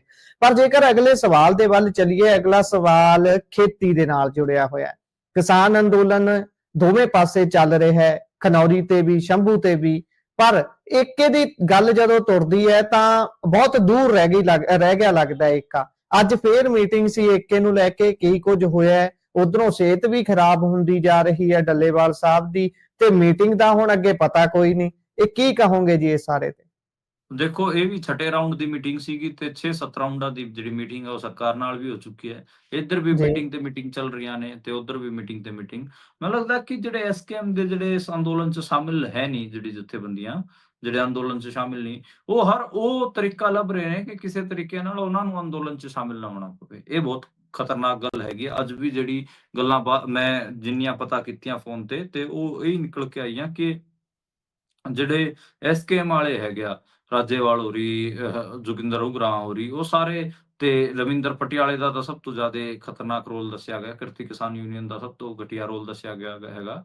ਤੇ ਉਹ ਸੰਭਵ ਕੋਸ਼ਿਸ਼ ਕਰ ਰਹੇ ਨੇ ਕਿ ਜਿਸ ਕਰਕੇ ਜਿਹੜੀ ਏਕਤਾ ਹੈ ਕਿਸਾਨਾਂ ਦੀ ਉਹ ਨਾ ਬਣੇ, ਤੇ ਉਹਨਾਂ ਨੂੰ ਅੰਦੋਲਨ ਨਾ ਕਰਨਾ ਪਵੇ, ਤੇ ਲੋਕਾਂ 'ਚ ਇਹ ਵੀ ਮੈਸੇਜ ਆਉਂਦਾ ਰਹੇ ਕਿ ਦੇਖੋ ਉਹ ਤਾਂ ਕੋਸ਼ਿਸ਼ ਕਰਨੀ। ਕਾਮਨ ਮਿਨੀਮਮ ਪ੍ਰੋਗਰਾਮ ਕੀ ਬਣਾਉਣਾ ਹੈ ਜੀ, ਇਹ ਦੱਸੋ। ਤੁਸੀਂ ਤੁਹਾਡੀਆਂ ਡਿਮਾਂਡਾਂ ਸੇਮ ਨੇ, ਉਹਨਾਂ ਦੀ ਡਿਮਾਂਡਾਂ ਸੇਮ ਨੇ, ਦੋਵਾਂ ਦੀ ਡਿਮਾਂਡਾਂ ਇੱਕੋ ਜਿਹੀਆਂ ਹੈਗੀਆਂ ਤੇ ਇੱਕ ਅੰਦੋਲਨ ਚੱਲ ਰਿਹਾ ਹੈਗਾ। ਤੁਸੀਂ ਠੀਕ ਹੈ ਕਿ ਇਸ ਅੰਦੋਲਨ 'ਚ ਸ਼ਾਮਿਲ ਨਾ ਹੋਣਾ, ਤੁਸੀਂ ਕਿਤੇ ਹੋਰ ਮੋਰਚਾ ਲਾ ਲਓ, ਤੁਸੀਂ ਖਨੌਰੀ ਬਾਰਡਰ ਤੇ, ਸ਼ੰਭੂ ਬਾਰਡਰ ਤੇ ਮੋਰਚਾ ਨਹੀਂ ਲਾਣਾ, ਤੁਸੀਂ ਡੱਬੂਵਾਲੀ ਬਾਰਡਰ ਤੇ ਮੋਰਚਾ ਲਾ ਲਓ ਜਾ ਕੇ, ਤੁਹਾਨੂੰ ਕੌਣ ਰੋਕ ਰਿਹਾ? ਪਰ ਤੁਸੀਂ ਤਾਂ ਘਰੋਂ ਤੁਰ ਹੀ ਨਹੀਂ ਰਹੇ ਨਾ, ਰੌਲਾ ਤਾਂ ਇਸ ਗੱਲ ਦਾ ਹੈ। ਤੁਸੀਂ ਕੋਈ ਐਕਸ਼ਨ ਪਲਾਨ ਦੇ ਹੀ ਨਹੀਂ ਰਹੇ, ਰੌਲਾ ਤਾਂ ਇਸ ਗੱਲ ਦਾ ਇੱਕ ਹੈ। ਦੂਜੇ ਨੂੰ ਬਦਨਾਮ ਵਾਧੂ ਦਾ ਕਰ ਰਹੇ ਨੇ। ਬਿਲਕੁਲ, ਇਹ ਮੈਨੂੰ ਲੱਗਦਾ ਕਿ ਚੱਕਰ ਹੈਗਾ ਤੇ ਮੈਨੂੰ ਨਹੀਂ ਲੱਗਦਾ ਕਿ ਇਹ ਕਿਤੇ ਅੱਗੇ ਵਧੂਗਾ। ਹਾਲਾਂਕਿ ਅੱਜ ਡੱਲੇਵਾਲ ਸਾਹਿਬ ਹੋਣਾ ਨੂੰ ਦਾ ਫਿਰ ਉਹੀ ਪ੍ਰੈਸ ਨੋਟ ਆਇਆ ਗਿਆ, ਸੇਮ 103.6 ਵੱਖਰ ਦੱਸਿਆ ਗਿਆ ਹੈਗਾ। 94 ਦਿਨ ਹੋ ਗਏ ਉਹਨਾਂ ਨੂੰ ਭੁੱਖ ਹੜਤਾਲ ਤੇ ਬੈਠਿਆਂ, ਉਹ ਇਸ ਕਿਸਮ ਦਾ ਪ੍ਰੈਸ ਨੋਟ ਲਿਖਿਆ ਗਿਆ ਹੈਗਾ ਤੇ ਕਿਹਾ ਗਿਆ ਹੈਗਾ ਕਿ ਉਹਨਾਂ ਦੀ ਜਿਹੜੀ ਤਬੀਅਤ ਹੈ ਉਹ ਲਗਾਤਾਰ ਵਿਗੜ ਰਹੀ ਹੈ। ਉਹ ਪ੍ਰੈਸ ਨੋਟ ਦੀਆਂ ਜਿਹੜੀਆਂ ਗੱਲਾਂ ਨੇ ਉਹ ਮੈਂ ਪੜ੍ਹ ਕੇ ਸੁਣਾ ਰਿਹਾ ਹੈਗਾ ਤੇ ਜੀ ਹੋਰ ਵੀ ਬਹੁਤ ਸਾਰੀਆਂ ਚੀਜ਼ਾਂ ਲਿਖੀਆਂ ਗਈਆਂ ਨੇ ਤੇ ਹੁਣ ਤਾਂ ਜਿਹੜਾ ਅੱਗੇ ਦਾ ਸਮਾਂ ਹੈ ਮੀਟਿੰਗ ਦਾ, ਉਹਦੀ ਉਡੀਕ ਹੋ ਰਹੀ ਹੈ ਕਿ ਅੱਗੇ ਮੀਟਿੰਗ 'ਚ ਕੀ ਹੋਊਗਾ, ਕੀ ਨਹੀਂ ਹੋਊਗਾ। ਮੈਨੂੰ ਲੱਗਦਾ ਕਿ ਕੋਈ ਐਕਸ਼ਨ ਪਲਾਨ ਆਉਣਾ ਚਾਹੀਦਾ ਸੀਗਾ, ਸਾਂਝਾ ਐਕਸ਼ਨ ਪਲਾਨ, ਪਰ ਹੁਣ ਏਕਤਾ ਹੁੰਦੀ ਦਿਖ ਨਹੀਂ ਰਹੀ। ਗੁਰਪ੍ਰੀਤ, ਮੈਂ ਇੱਕ ਹੋਰ ਖਬਰ ਨਾਲ ਦੱਸ ਦਿੰਨਾ, ਸ਼ਾਇਦ ਜੀ ਇਹਦੇ ਤੇ ਵੀ ਗੱਲ ਹੋਣੀ ਚਾਹੀਦੀ। ਜਿਹੜਾ ਇੱਕ ਅੰਮ੍ਰਿਤਸਰ 'ਚ NHI national highway authority of India ਦਾ ਇੱਕ ਪ੍ਰੋਜੈਕਟ ਸੀਗਾ, ਉਹ ਰੱਦ ਹੋ ਜੀ ਗਿਆ ਹੈਗਾ ਕਿਉਂਕਿ ਉੱਥੇ ਕਿਸਾਨਾਂ ਨੇ ਜ਼ਮੀਨਾਂ ਦੇ ਕਬਜ਼ੇ ਦੇਣ ਤੋਂ ਮਨਾਹੀ ਕਰਤੀ ਸੀ ਤੇ ਉੱਥੇ ਅੰਦੋਲਨ ਚੱਲ ਰਿਹਾ ਸੀ। ਜਿਹੜਾ ਅੰਮ੍ਰਿਤਸਰ ਕਟੜਾ ਐਕਸਪ੍ਰੈਸ ਵੇ ਸੀਗਾ, ਉਹਨੂੰ ਜੋੜਨ ਵਾਸਤੇ ਜਿਹੜਾ ਬਾਈਪਾਸ ਬਣ ਰਿਹਾ ਸੀ, ਉਹਦੇ ਵਾਸਤੇ ਜਿਹੜੀ ਜ਼ਮੀਨ ਅਧਿਗ੍ਰਹਿਣ ਕੀਤੀ ਜਾਣੀ ਸੀ, ਉਹ ਕਿਤੇ ਨਾ ਕਿਤੇ ਪੂਰੀ ਨਹੀਂ ਹੋ ਪਾਈ ਹੈ। ਇਸ ਕਰਕੇ ਉਸ ਪ੍ਰੋਜੈਕਟ ਨੂੰ ਠੱਪ ਮੰਨਿਆ ਜਾ ਰਿਹਾ ਹੈਗਾ ਤੇ ਕਿਹਾ ਜਾ ਰਿਹਾ ਕਿ ਉਹ ਪ੍ਰੋਜੈਕਟ ਠੱਪ ਹੋ ਰਿਹਾ ਹੈ। ਤੇ ਇੱਕ ਇਹ ਜੀ ਖਬਰ ਸੀਗੀ ਤੇ ਲੋਕ ਕਹਿ ਰਹੇ ਨੇ ਕਿ ਜਦੋਂ ਮਤਲਬ ਜਿਹੜੇ ਕਾਂਗਰਸ ਦੇ ਸਾਂਸਦ ਹੈਗੇ ਆ ਗੁਰਜੀਤ ਸਿੰਘ ਔਜਲਾ, ਉਹਨਾਂ ਨੇ ਵੀ ਕਿਹਾ ਗਿਆ ਕਿ ਪੰਜਾਬ ਸਰਕਾਰ ਦੀ ਨਿਸ਼ਕਿਰਿਅਤਾ ਕਰਕੇ ਇਹ ਹੋਇਆ ਹੈ। ਪਰ ਮੈਨੂੰ ਲੱਗਦਾ ਕਿ ਕਿਸਾਨਾਂ ਨਾਲ ਗੱਲਬਾਤ ਤਾਂ ਕਰਨੀ ਚਾਹੀਦੀ ਸੀਗੀ। ਕਿਸਾਨਾਂ ਦੇ ਜਿਹੜੇ ਓਬਜੈਕਸ਼ਨ ਹੈਗੇ ਉਹਨਾਂ ਨੂੰ ਤੁਸੀਂ ਐਡਰੈਸ ਕੀਤੇ ਬਿਨਾਂ ਤੁਸੀਂ ਕਿਵੇਂ ਕਿਸਾਨਾਂ ਦੀ ਜ਼ਮੀਨਾਂ ਖੋਹ ਲਓਗੇ? ਇਹ ਇੱਕ ਬੇਸਿਕ ਚੀਜ਼ ਹੈਗੀ ਹੈ। ਮੈਨੂੰ ਲੱਗਦਾ ਕਿ ਕੇਂਦਰ ਮੌਕਾ ਹੀ ਭਾਲ ਰਿਹਾ ਸੀਗਾ ਕਿ ਕਿਸੇ ਨਾ ਕਿਸੇ ਤਰੀਕੇ ਨਾਲ ਪੰਜਾਬ ਦੇ ਡਿਵੈਲਪਮੈਂਟ ਪ੍ਰੋਜੈਕਟਸ ਨੂੰ ਬੰਦ ਕੀਤਾ ਜਾਵੇ। ਐ ਤਾਂ ਹੈ ਨਹੀਂ ਕਿ ਜੇ ਕਿਸਾਨ ਦੀ ਜ਼ਮੀਨ ਦੀ ਕੀਮਤ ਹੋਵੇ 2 ਕਰੋੜ ਰੁਪਈਆ ਤੇ ਤੁਸੀਂ ਜੀ ਉਹਨੂੰ ਖਰੀਦਣਾ ਚਾਹੋ 22 ਲੱਖ ਰੁਪਏ 'ਚ, ਉਹ ਤਾਂ ਹੋ ਨਹੀਂ ਸਕਦਾ। ਠੀਕ ਹੈ, ਮੈਨੂੰ ਲੱਗਦਾ ਜੀ ਕਿ ਜੀ ਜਿਹੜੇ ਕਿਸਾਨਾਂ ਦੇ ਕੁਐਸਚਨ ਸੀਗੇ ਉਹ ਐਡਰੈਸ ਕੀਤੇ ਜਾਣੇ ਚਾਹੀਦੇ ਸੀਗੇ। ਤੁਸੀਂ ਐਂ ਹੀ ਉਹਨਾਂ ਦੀ ਜ਼ਮੀਨ ਮੁਫ਼ਤ 'ਚ ਥੋੜ੍ਹੀ ਤੁਹਾਨੂੰ ਦੇ ਦੇਣਗੇ ਅਗਲੇ ਥਾਲੀ 'ਚ ਪਰੋਸ ਕੇ। ਇਹ ਕੁਛ ਗੱਲਾਂ ਨੇ, ਇਸ ਕਰਕੇ ਮੈਨੂੰ ਲੱਗਦਾ ਕਿ ਇਹ ਚੀਜ਼ਾਂ ਹੋ ਰਹੀਆਂ ਨੇ ਤੇ ਜਿਹੜੇ ਆਗੂ ਹੈਗੇ ਉਹਨਾਂ ਨੂੰ ਚੀਜ਼ ਚੰਗੇ ਤਰੀਕੇ ਨਾਲ ਤਾਂ ਸਮਝ ਆ ਨਹੀਂ ਰਹੀ, ਬਸ ਉਹੀ ਫੜਾ ਮਾਰ ਦਿੰਦੇ ਨੇ। ਤੇ ਜਿਹੜਾ ਗੁਰਜੀਤ ਔਜਲਾ ਹੈ ਉਹਨੇ ਵੀ ਇਸੇ ਕਿਸਮ ਦੇ ਫੜਾ ਮਾਰਤੀਆਂ। ਮੈਨੂੰ ਲੱਗਦਾ ਕਿ ਉਹਨਾਂ ਨੂੰ ਤੁਸੀਂ ਘੱਟੋ ਘੱਟ ਆਪੋਜੀਸ਼ਨ 'ਚ ਹੈਗੇ ਹੋ, ਆਪੋਜੀਸ਼ਨ ਵਾਲਾ ਰੋਲ ਪਲੇ ਕਰੋ। ਤੁਸੀਂ ਕੇਂਦਰ ਸਰਕਾਰ ਦੇ ਆਂ 'ਚ ਆਂ ਮਿਲਾ ਰਹੇ ਹੋ। ਜੀ ਜੀ ਇਹ ਮੈਨੂੰ ਲੱਗਦਾ ਕਿ ਅਜੀਬ ਲੱਗਿਆ ਮੈਨੂੰ ਇੱਕ ਮਾੜਾ ਜਿਹਾ। ਜੀ ਉੱਥੇ ਜੇਕਰ ਅੰਮ੍ਰਿਤਸਰ ਦੇ ਇਲਾਕੇ ਦੀ ਗੱਲ ਕਰੀਏ, ਅਜਨਾਲਾ ਖਾਸ ਤੌਰ ਤੇ, ਅਜਨਾਲੇ 'ਚ ਤਾਂ ਬਹੁਤ ਜ਼ਿਆਦਾ ਰੈਸਿਸਟੈਂਸ ਦੇਖਣ ਨੂੰ ਮਿਲੀ ਸੀ। ਬਹੁਤ ਵੱਡੇ ਪੱਧਰ ਤੇ ਲਾਠੀ ਚਾਰਜ ਵੀ ਹੋਇਆ, ਪੁਲਿਸ ਮੁਲਾਜ਼ਮਾਂ ਦੇ ਵੱਲੋਂ ਕੀਤਾ ਗਿਆ। ਇੱਕ ਵੀਡੀਓ ਬਹੁਤ ਵਾਇਰਲ ਹੁੰਦੀ ਹੈ ਜਿਹਦੇ ਵਿੱਚ ਬੀਬੀਆਂ ਤੱਕ ਨੂੰ ਡੰਡੇ ਦੇ ਬਲ ਦੇ ਨਾਲ ਉੱਥੋਂ ਹਟਾਇਆ ਜਾਂਦਾ ਹੈ ਧਰਨੇ ਤੋਂ। ਸਭ ਤੋਂ ਲੰਬਾ ਧਰਨਾ ਮੈਨੂੰ ਲੱਗਦਾ NH ਇਹ ਜਿਹੜਾ ਦਿੱਲੀ ਕਟੜਾ ਐਕਸਪ੍ਰੈਸ ਹਾਈਵੇ ਬਣਨਾ ਸੀ, ਇਹਨੂੰ ਲੈ ਕੇ ਅੰਮ੍ਰਿਤਸਰ ਜ਼ਿਲ੍ਹੇ ਦੇ ਵਿੱਚ ਹੀ ਹੋਇਆ ਤੇ ਹੁਣ ਜੇਕਰ ਇਹ ਰੱਦ ਹੋਇਆ ਤਾਂ ਇਸ ਤੇ ਗੱਲ ਜ਼ਰੂਰ ਹੋਣੀ ਚਾਹੀਦੀ ਹੈ। ਇਸ ਦੇ ਪ੍ਰੋ ਐਂਡ ਕੌਨਸ ਦੋਨੋਂ ਦੇਖੇ ਜਾਣੇ ਚਾਹੀਦੇ ਨੇ। ਇਸ ਦੇ ਰੱਦ ਹੋਣ ਦੇ ਕਾਰਨ ਜਿਹੜੇ ਨੇ ਉਹ ਇਹੀ ਨੇ ਕਿ ਉਹ ਕਿਸਾਨ ਚਾਹੁੰਦੇ ਸੀ ਕਿ ਸਾਨੂੰ ਬਣਦਾ ਮੁਆਵਜ਼ਾ ਤਾਂ ਦਿੱਤਾ ਜਾਵੇ।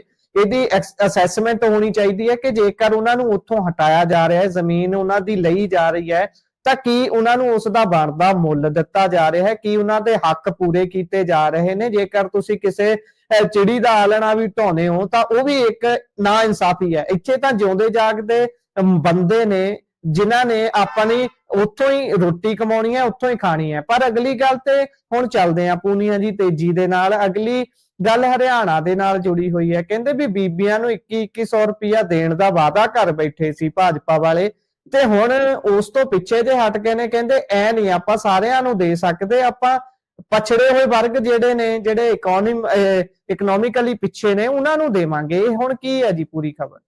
ਦੇਖੋ ਬੀਜੇਪੀ ਨੇ ਆਪਣੇ 20 ਵਾਅਦੇ ਕੀਤੇ ਸੀਗੇ ਹਰਿਆਣਾ ਲੋਕ ਸਭਾ ਵਿਧਾਨ ਸਭਾ ਚੋਣਾਂ ਦੌਰਾਨ, ਤੇ ਉਹਨਾਂ ਚੋਂ ਇੱਕ ਜਿਹੜਾ ਪ੍ਰਮੁੱਖ ਵਾਅਦਾ ਸੀਗਾ ਉਹ ਇਹ ਸੀਗਾ ਕਿ ਲਾਡੋ ਲక్ష్ਮੀ ਯੋਜਨਾ, ਜਿਹਦੇ ਰਾਹੀਂ ਇਹ ਮਹਿਲਾਵਾਂ ਨੂੰ 2100 ਰੁਪਇਆ ਦੇਣ ਦਾ ਇਹਨਾਂ ਨੇ ਵਾਅਦਾ ਕੀਤਾ ਸੀ। ਤਾਂ ਤੇ ਇਹਨਾਂ ਨੇ ਕਿਹਾ ਸੀਗਾ ਕਿ ਅਸੀਂ ਜਿਹੜੇ ਸੂਬੇ ਦੀ ਹਰੇਕ ਮਹਿਲਾ ਨੂੰ ਇਹ ਪੈਸਾ ਦੇਵਾਂਗੇ, 2100 ਰੁਪਇਆ ਦੇਵਾਂਗੇ। ਪਰ ਹੁਣ ਇਹ ਆਪਣੀ ਗੱਲ ਤੋਂ ਮੁੱਕਰਦੇ ਨਜ਼ਰ ਆ ਰਹੇ ਨੇ ਤੇ ਇਹ ਕਹਿ ਰਹੇ ਨੇ ਕਿ ਅਸੀਂ ਸਿਰਫ ਉਹਨਾਂ ਮਹਿਲਾਵਾਂ ਨੂੰ ਦੇਵਾਂਗੇ ਜਿਹੜੀਆਂ ਕਿ ਗਰੀਬ ਹੈਗੀਆਂ। ਤੇ ਜਿਹੜਾ ਇੱਕ ਹਿਸਾਬ ਨਾਲ ਇੱਕ ਬੈਕ ਸਟੈਪ ਆਪਾਂ ਨੂੰ ਦੇਖਣ ਨੂੰ ਮਿਲ ਰਿਹਾ ਹੈਗਾ, ਜਿਸ ਹਿਸਾਬ ਨਾਲ ਪੰਜਾਬ 'ਚ ਆਮ ਆਦਮੀ ਪਾਰਟੀ ਨੇ ਬੈਕ ਸਟੈਪ ਕੀਤਾ, ਇਹਨਾਂ ਨੇ ਹਜੇ ਤੱਕ ਮਹਿਲਾਵਾਂ ਨੂੰ ਪੈਸੇ ਨਹੀਂ ਦਿੱਤੇ ਹੈਗੇ ਆ ਜਿਹੜੇ ਵਾਅਦੇ ਕੀਤੇ ਸੀਗੇ, ਤੇ ਉਹੀ ਕੰਮ ਜੀ ਹਰਿਆਣੇ 'ਚ ਆਪਾਂ ਨੂੰ ਹੁੰਦਾ ਦਿਖ ਰਿਹਾ ਹੈਗਾ। ਤੇ ਮੈਨੂੰ ਇਹਦੇ 'ਚ ਕੋਈ ਹੈਰਾਨੀ ਨਹੀਂ ਹੋਈ, ਕਿਉਂਕਿ ਬੀਜੇਪੀ ਓਦਾਂ ਤਾਂ ਜਿਹੜੀ ਬਿਆਨਬਾਜ਼ੀ ਦਿੱਲੀ ਵਾਸਤੇ ਵੀ ਕਰ ਰਹੀ ਸੀ ਕਿ ਅਸੀਂ ਹਰੇਕ ਮਹਿਲਾ ਨੂੰ 2500 ਰੁਪਇਆ ਦੇਵਾਂਗੇ, ਦੇਖਾਂਗੇ ਕਿ ਕੀ ਉਹ ਦਿੱਲੀ 'ਚ 2500 ਰੁਪਏ ਦਿੰਦੇ ਨੇ ਜਾਂ ਨਹੀਂ ਦਿੰਦੇ। ਓਦਾਂ ਰੇਖਾ ਗੁਪਤਾ ਤੋਂ ਇਹ ਸਵਾਲ ਪੁੱਛਿਆ ਗਿਆ ਸੀਗਾ ਤੇ ਉਹਨਾਂ ਨੇ ਕਿਹਾ ਖਜ਼ਾਨਾ ਖਾਲੀ ਹੈ। ਪ੍ਰਵੇਸ਼ ਵਰਮਾ ਨੇ ਵੀ ਇਹ ਕਿਹਾ ਕਿ ਖਜ਼ਾਨਾ ਖਾਲੀ। ਮੈਨੂੰ ਲੱਗਦਾ ਕਿ ਦਿੱਲੀ 'ਚ ਵੀ ਕਿਤੇ ਨਾ ਕਿਤੇ ਇਹ ਲਾਗੂ ਨਹੀਂ ਹੁੰਦਾ ਮਹਿਲਾਵਾਂ ਨੂੰ ਸਿਰਫ ਔਰ ਸਿਰਫ ਇੱਕ ਵੋਟਰ ਦੇ ਤੌਰ ਤੇ, ਕਿਉਂਕਿ ਇਹ ਜਿਹੜੀ ਸਕੀਮ ਸੀਗੀ ਜੀ ਮਹਿਲਾਵਾਂ ਨੂੰ ਪੈਸੇ ਦੇਣ ਵਾਲੀ, ਕੈਸ਼ ਦੇਣ ਵਾਲੀ, ਇਹ ਮਹਾਰਾਸ਼ਟਰ ਦੇ ਵਿੱਚ ਅਤੇ ਮੱਧ ਪ੍ਰਦੇਸ਼ ਦੇ ਵਿੱਚ ਸਫਲ ਹੋ ਗਈ ਸੀਗੀ। ਇਸ ਕਰਕੇ ਇੱਥੇ ਐਕਸਪੈਰੀਮੈਂਟ ਕੀਤੀ ਗਈ ਸੀਗੀ। ਤੇ ਪੰਜਾਬ 'ਚ ਵੀ ਆਮ ਆਦਮੀ ਪਾਰਟੀ ਨੂੰ ਭਰਵਾਂ ਹੁੰਗਾਰਾ ਮਿਲਿਆ ਸੀਗਾ, ਪਰ ਅਜੇ ਤੱਕ ਅਤਾ ਪਤਾ ਕੋਈ ਨਹੀਂ। ਹਾਲਾਂਕਿ ਮੈਨੂੰ ਖਬਰ ਇਹ ਸੁਣਨ 'ਚ ਆ ਰਹੀ ਹੈਗੀ ਆ ਕਿ ਸਾਲ ਪਹਿਲਾਂ, ਯਾਨੀ ਕਿ ਸਾਲ 2025 ਦੇ ਐਂਡ ਤੱਕ ਤੁਸੀਂ ਜਿਹੜਾ 25 ਦਾ ਵਿੰਟਰ ਸੈਸ਼ਨ ਆਉਣਾ ਹੈ, ਇਸ 'ਚ ਕਿਤੇ ਨਾ ਕਿਤੇ ਮਹਿਲਾਵਾਂ ਨੂੰ 1000 ਰੁਪਏ ਦੀ ਜਿਹੜੀ ਸਕੀਮ ਹੈਗੀ ਆ, ਇਹਦੇ ਵਾਸਤੇ ਅੱਗੇ ਫਾਈਲ ਵਧਾਈ ਜਾਊਗੀ। ਤੇ ਸਾਲ ਪਹਿਲਾਂ ਤੋਂ ਹੀ ਪੰਜਾਬ 'ਚ ਜਿਹੜੇ ਪੈਸੇ ਹੈਗੇ ਮਹਿਲਾਵਾਂ ਨੂੰ ਉਹ ਦੇਣੇ ਸ਼ੁਰੂ ਕਰ ਦਿੱਤੇ ਜਾਣਗੇ। ਤੇ ਦਿੱਲੀ 'ਚ ਕੋਈ ਅਤਾ ਪਤਾ ਨਹੀਂ। ਮੈਨੂੰ ਲੱਗਦਾ ਕਿ ਹਰਿਆਣੇ 'ਚ ਵੀ ਹਰੇਕ ਮਹਿਲਾ ਨੂੰ 2100 ਰੁਪਇਆ ਮਿਲਣ ਵਾਲਾ ਜਿਹੜਾ ਸੁਪਨਾ ਹੈ ਉਹ ਪੂਰਾ ਨਹੀਂ ਹੋਣ ਜਾ ਰਿਹਾ। ਜੀ ਇਹ ਤਿੰਨੋਂ ਸਟੇਟਾਂ ਲਾਈਨ ਸਿਰ ਮੈਨੂੰ ਲੱਗਦਾ ਐਕਸਪੈਰੀਮੈਂਟ ਲਈ ਹੀ ਰੱਖ ਲਈਆਂ ਗਈਆਂ ਨੇ। ਦਿੱਲੀ, ਹਰਿਆਣਾ ਤੇ ਪੰਜਾਬ, ਇਹ ਲਾਈਨ ਬੰਨ ਕੇ ਤਿੰਨਾਂ 'ਚ ਐਕਸਪੈਰੀਮੈਂਟ ਕਰ ਲਿਆ। ਬੀਬੀਆਂ ਨੂੰ ਸੋਹਣੇ ਸੋਹਣੇ ਵਾਅਦੇ ਕਰ ਦਿੱਤੇ, ਪਰ ਉਹ ਪੂਰੇ ਹੁਣ ਨਹੀਂ ਹੋਣੇ ਜਾਪਦੇ, ਲਾਰੇ ਬਣ ਕੇ ਰਹਿ ਜਾਣਗੇ। ਤੇ ਜੇ ਪੰਜਾਬ 'ਚ ਪੂਰੇ ਵੀ ਹੋਣਗੇ, ਉਹ ਉਦੋਂ ਹੋਣਗੇ ਜਦੋਂ ਉਹਨਾਂ ਨੂੰ ਕੋਈ ਕਹਿਣ ਵਾਲਾ ਨਹੀਂ ਹੋਊਗਾ ਕਿ ਭਾਈ ਤੁਸੀਂ ਖਜ਼ਾਨੇ ਦਾ ਭੱਠਾ ਬਹਾਲ ਚੱਲੇ ਹੋ। ਇਹੀ ਹੁੰਦਾ ਆਖਰੀ ਜਿਹੜਾ ਸਾਲ ਹੁੰਦਾ, ਉਹਦੇ 'ਚ ਹਰੇਕ ਉਹ ਸੁਵਿਧਾ ਤੁਹਾਡੇ ਘਰ ਤੱਕ ਆਪਣੇ ਆਪ ਚੱਲ ਕੇ ਪਹੁੰਚ ਜਾਂਦੀ ਹੈ, ਜਿਹਦੀ ਸ਼ਾਇਦ ਤੁਸੀਂ ਆਸ ਵੀ ਕੀਤੀ ਨਹੀਂ ਹੁੰਦੀ। ਇਹੀ ਕੁਝ ਹੋਇਆ ਸੀ 2022 ਦੀਆਂ ਵਿਧਾਨ ਸਭਾ ਚੋਣਾਂ ਤੋਂ ਪਹਿਲਾਂ, ਜਦੋਂ ਲਾਲ ਲਕੀਰ ਵਰਗੀਆਂ ਗੱਲਾਂ ਹੋਈਆਂ। ਯਕਦਮ ਪੈਟਰੋਲ ਦੇ ਰੇਟ ਡਿੱਗ ਜਾਂਦੇ ਨੇ ਜਦੋਂ ਹੀ ਮੁੱਖ ਮੰਤਰੀ ਬਦਲ ਦਿੰਦੇ ਨੇ, ਤੇ ਫਿਰ ਉਹ ਕਹਿੰਦੇ ਨੇ ਕਿ ਮੈਂ ਹਰ ਉਹ ਕੰਮ ਕੀਤਾ ਹੋਇਆ ਜਿਹੜਾ ਤੁਸੀਂ ਸੋਚ ਰਹੇ ਹੋ ਤੁਹਾਡੇ ਦਿਮਾਗ 'ਚ। ਸੋ ਸਾਡੇ ਪ੍ਰੋਗਰਾਮ ਦਾ ਸਮਾਂ ਇੱਥੇ ਹੀ ਹੁੰਦਾ ਸਮਾਪਤ। ਸੋ ਪੂਨੀਆ ਜੀ, ਤੁਸੀਂ ਜਾਣਕਾਰੀਆਂ ਸਾਂਝੀਆਂ ਕੀਤੀਆਂ, ਤੁਹਾਡਾ ਬਹੁਤ ਬਹੁਤ ਧੰਨਵਾਦ ਜੀ ਜੁੜਨ ਦੇ ਲਈ। ਸ਼ੁਕਰੀਆ ਗੁਰਪ੍ਰੀਤ, ਸਤਿ ਸ਼੍ਰੀ ਅਕਾਲ ਜੀ। ਸ਼ੁਕਰੀਆ ਜੀ, ਸਤਿ ਸ਼੍ਰੀ ਅਕਾਲ। ਸੋ ਇਹ ਸਨ ਸਾਡੇ ਨਾਲ ਮਨਦੀਪ ਪੂਨੀਆ ਜੀ, ਜਿਨ੍ਹਾਂ ਨੇ ਜਾਣਕਾਰੀਆਂ ਸਾਂਝੀਆਂ ਕੀਤੀਆਂ ਨੇ। ਪ੍ਰੋਗਰਾਮ ਤੁਹਾਨੂੰ ਕਿਹੋ ਜਿਹਾ ਲੱਗਿਆ? ਤੁਸੀਂ ਆਪਣੇ ਵਿਚਾਰ ਰਾਏ ਟਿੱਪਣੀਆਂ ਸਾਡੇ ਨਾਲ ਪੰਜਾਬੀ ਰੇਡੀਓ ਤੇ ਪੰਜਾਬੀ ਟੀਵੀ USA ਦੇ ਜ਼ਰੀਏ ਸਾਂਝੀਆਂ ਕਰ ਸਕਦੇ ਹੋ। ਪ੍ਰੋਗਰਾਮਾਂ ਦੀ ਲਗਾਤਾਰਤਾ ਇਸੇ ਤਰ੍ਹਾਂ ਦੇ ਨਾਲ ਬਰਕਰਾਰ ਹੈ। ਮੈਨੂੰ ਦਿਓ ਇਜਾਜ਼ਤ। ਧੰਨਵਾਦ। ਸਤਿ ਸ਼੍ਰੀ ਅਕਾਲ।